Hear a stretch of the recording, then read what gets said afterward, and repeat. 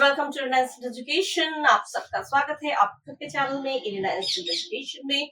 और इस वीडियो में हम लोग कुछ डिस्कस करेंगे ऐसे वर्ड्स जो हमारे डेली लाइफ में यूज होते हैं और बड़े स्टाइल के साथ स्लैंग लैंग्वेज में हम लोग उसका यूज कर सकते हैं और अपना इंप्रेशन बना सकते हैं। ठीक है, बढ़िया बढ़िया जो वर्ड्स है ये यूज करते हैं तो बहुत इंप्रेशन अपना हाई हो जाता है 10 लोगों के बीच। ठीक है, जो भी कोई गैदरिंग होती है तो वहां पे अपना स्टाइल आप शो कर सकते हैं। ठीक है, तो उसके लिए सीखना पड़ेगा ना। तो हम लोग स्टार्ट करते हैं कुछ ऐसे ही स्लैंग वर्ड्स।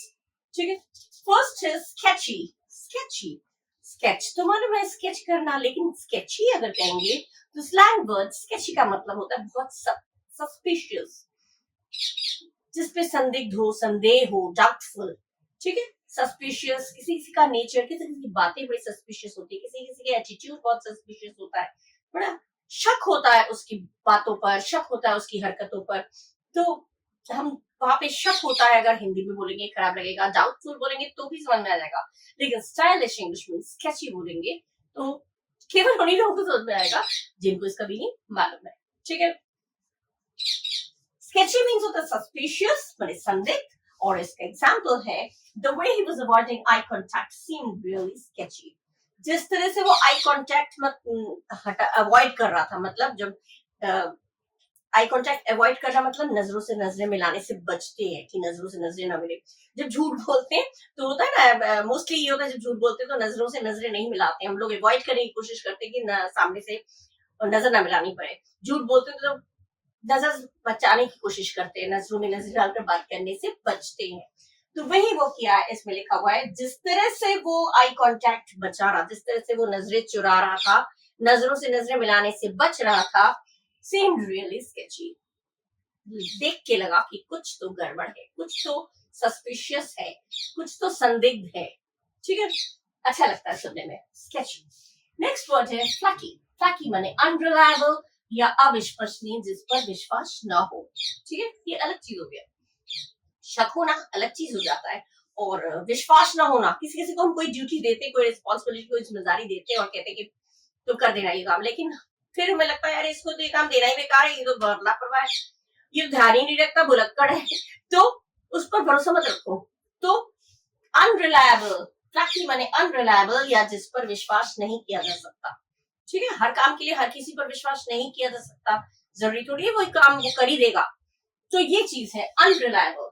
अनरिलायबल और उसको स्टाइल में बोलिए फ्लैकी। ठीक है, don't count on her for anything, she is pretty flaky lately. उस पर don't count her for anything मतलब किसी चीज के लिए उस पर विश्वास मत करो, उसको तुम अपने उसमें मत गिनो, उसको अपने भरोसे के लोगों में मत गिनो, क्योंकि वो काफी प्रीटी मने काफी, और फ्लैकी मतलब तो अनरिलायबल, और लेटली मने हो गया आजकल, इन दिनों। लेट से मतलब देर नहीं समझिएगा, लेट अलग चीज हो जाती है और लेटली हो जाता है अलग चीज। लेटली मने दीज डेज, इन दिनों जिसे बोलते हैं ना, इन दिनों वो बहुत फ्लैकी हो गई है, इन दिनों वो बहुत अनरिलायबल हो गई है, माने इन दिनों कुछ ऐसी हरकतें कर रही है जिस पर उस पर विश्वास नहीं किया जा सकता। तो वही कह रहे हैं don't count on her for anything, she is a pretty flaky here these days या लेटली। ठीक है, मुझ पर भरोसा मत रखो, मुझे कुछ याद नहीं रहेगा। तो I am a bit flaky, don't count on me, मुझ पर भरोसा मत रखो, I don't count on me, don't count on him, don't count on her. ठीक है, ये कह सकते हैं उस पर भरोसा मत करो, वो थोड़ी फ्लैकी हो गई है, उस पर भरोसा करना मुश्किल है। कहीं कहीं पार्टी वार्टी में या कोई गैदरिंग में कहीं कोई फंक्शन हो रहा है, उसमें हर किसी को एक जिम्मेदारी दी जाती है ना, तो भरोसे लायक जो होता है कि हाँ ये ध्यान से कर देगा इस काम को, तो उसी को हम सौंपते हैं। जिस पर हमें लगता है कि ये तो ध्यान ही नहीं देगा, भूल जाएगा, उसको वो काम नहीं देते। तो ऐसे लोगों को हम बोलते हैं जो जिस पर विश्वास ना हो, उनको हम कहते हैं flaky. Oh you are such a flaky person. Flaky माने तुम बिल्कुल, तुम पर तो भरोसा ही नहीं किया जा सकता। फ्लैकी सुनने में अच्छा लगता है। अच्छा, नेक्स्ट क्लच। क्लच माने एकदम पकड़, जैसे कहते हैं एकदम सही समय पे। कभी कभी क्रिकेट में देखा होगा, आखिरी बॉल पे एकदम छक्का मार दिया, अरे बच गया टीम हमारा, तो 6 रन बाकी है, एक बॉल और 6 रन बाकी है, तो क्या होता है टाइम पे मार दिया छक्का तो टीम बच गया। तो ये टाइमली समय से कोई चीज गड़बड़ हो गई है, समय पे किसी ने आके उसको संभाल लिया, तो उसे कहते हैं he has made a clutch, he has taken a clutch, उसने उसको संभाल लिया। तो क्लच माने सही समय पर, timely, at the correct moment, at the crucial moment, एकदम क्रूशियल मोमेंट पे जाके कोई चीज हमें मिल नहीं रही थी, हमें हमारे पास है नहीं, अचानक पता चलता है कि कोई वही चीज लेके आ गया, तो एकदम क्रूशियल मोमेंट पे, सब परेशानी वाले समय पे वही चीज हमें मिल गई, तो ये हो जाता है, उसे कहते हैं क्लच। ठीक है, his performance in the final minutes was clutch, he really saved the team। उसकी परफॉर्मेंस फाइनल मिनट्स में, आखिरी मिनटों में उसने संभाल लिया। Final minutes was clutch, final minutes में उसकी जो परफॉर्मेंस थी वो बहुत अच्छी थी, उसने वाकई हमारी टीम को बचा लिया। ठीक है, क्लच अच्छा लगता है सुनने में।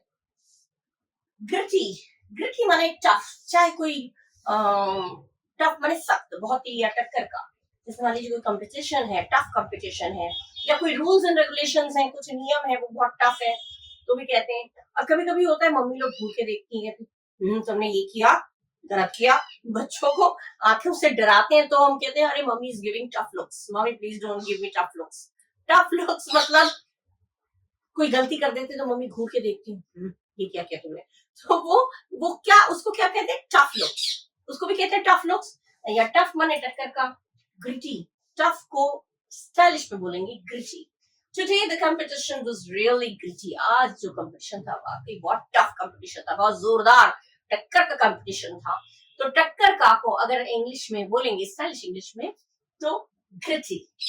ये आपके बहुत काम भी आएंगे इस तरह से, जब मैं आपको जो वर्ड्स बता रही हूँ, स्लैंग तो है ही, ये आप यूज तो कर ही सकते हैं, साथ में कभी कभी मैंने बहुत सारे वर्ड्स मैंने ऐसे पढ़ाए हैं, और मैंने बाद में देखा है कि वो कॉम्पिटिटिव एग्जाम्स में, कंपटीशन में जो लोग अपियर करते हैं एग्जाम्स के लिए, कॉम्पिटिटिव एग्जाम्स में, उनका ये सिनोनिम एंटोनिम करके आ जाता है सिनोनिम एंटोनिम करके आ जाता है। और and if you know the meaning you can easily choose the correct option. अगर आपको मीनिंग पता है तो आप करेक्ट ऑप्शन चूज कर सकते हैं, और अपना स्टाइल तो बांट सकते हैं, करेक्ट ऑप्शन चूज कर सकते हैं, एज वेल एज अगर कोई आपके साथ इस तरह के वर्ड्स यूज कर रहा है तो you must know the meaning. कोई आपके साथ भी हो ही सकता है, ऐसा थोड़ी कि एक ही को पता होगा, बहुत सारे लोगों को पता हो ग्रिटी माने क्या होता है, क्लच माने क्या होता है, फ्लैकी माने क्या होता है। किसी और ने आपके साथ अगर ये वर्ड्स यूज किए तो एटलीस्ट आप लोगों को पता होगा कि हाँ इसका मीनिंग ये है, मुझे पता है उसने क्या बोला, पता होना चाहिए उसने क्या बोला, क्या कह के चला गया, पता तो होना चाहिए, तो वो चीज बहुत काम आता है। और ये जो स्लैंग वर्ड्स हैं बहुत यूज होते हैं। ठीक है, तो इनको अच्छे से पढ़िएगा। कुछ और पढ़ लेते हैं। नेक्स्ट है हमारा डैंक। डैंक क्या होता है, हाई क्वालिटी, कूल, बहुत अच्छा। डैंक, यू लुकिंग डैंक यार, बहुत तो कहते हैं बहुत कूल लग रहे हो। कोई खाना आपको बहुत अच्छा लग रहा है, the pizza was really dank, the storm was really dank, किसी भी तारीफ में कह सकते हैं। डैंक माने अच्छा, बहुत अच्छा, high quality. The food was dank but the service was terrible। खाना तो वहां का अच्छा था, बहुत लोग बोलने में यूज होता है, खाना तो वहां का अच्छा था लेकिन वहां की सर्विस बहुत बेकार थी। बोलते हैं किसी किसी रेस्टोरेंट में होता है, खाना बहुत अच्छा होता है लेकिन वहां की सर्विस बहुत बेकार है, आ रहा है तो आ ही रहा है, देंगे तो देंगे ही, मतलब सर्विस बहुत खराब है। तो क्या बोलेंगे, the food was dank but the service was terrible. ठीक है, अच्छा लगता है dank. Oh you look dank today, यार तो तुम बहुत कूल लग रहे हो, एकदम बहुत अच्छे लग रहे हो। डैंक कह सकते हैं किसी की, कोई भी चीज अच्छा हो तो dank. The food you prepared is really dank, तुमने जो खाना बनाया था रियली बहुत बहुत अच्छा था, कूल, अच्छा।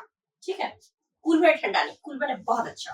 किसी की तारीफ में कह सकते हैं, किसी ने आपको खाना बना के दिया, किसी ने कोई डिश बना के दिया, कोई कपड़े ऐसे पहना हुआ है, today's outfit is really dank, उसके आउटफिट, उसकी ड्रेसिंग सेंस बहुत डैंक माने अच्छा। ठीक है, कहीं भी यूज हो सकता है। शेडी, शेडी माने डिसऑनेस्ट या फिर बेईमान, जो बेईमान होते हैं, शेडी।